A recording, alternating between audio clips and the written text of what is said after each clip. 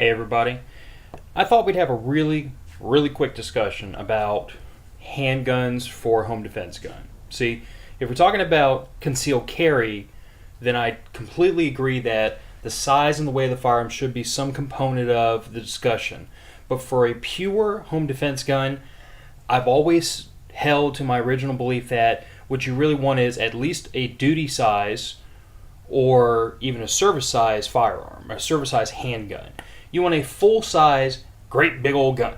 You don't want a tiny little J-frame or a little mouse gun for a home defense gun because the size of the firearm is not really part of the discussion at this point. If we're talking about something that's going to stay in a safe or in a nightstand, who cares how much it weighs and how big it is? I mean, the average person can pick up and hold a 2-pound handgun in their hands without a whole lot of trouble.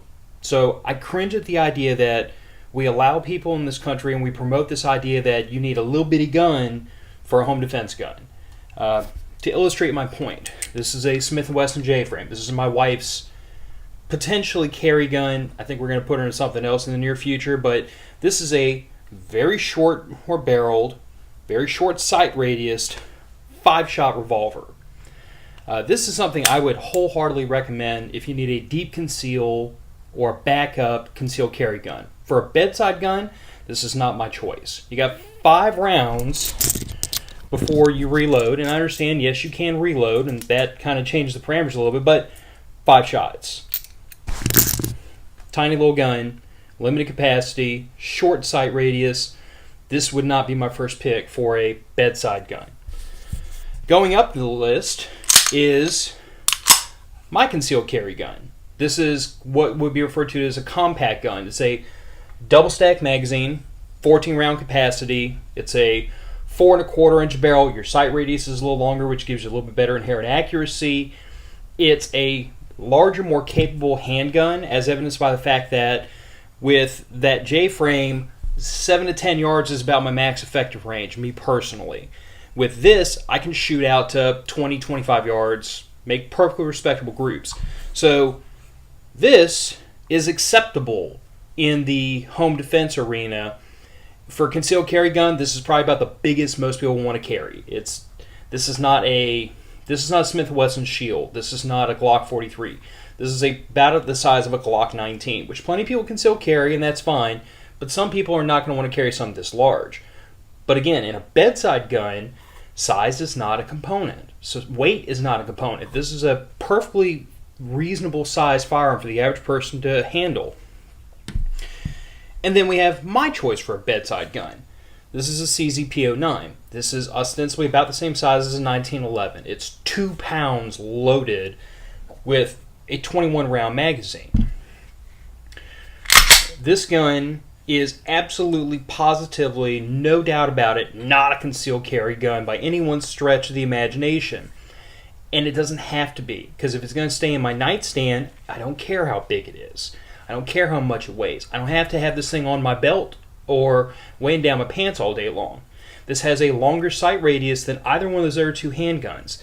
It has 4 times the magazine capacity of that little 5-shot J-frame.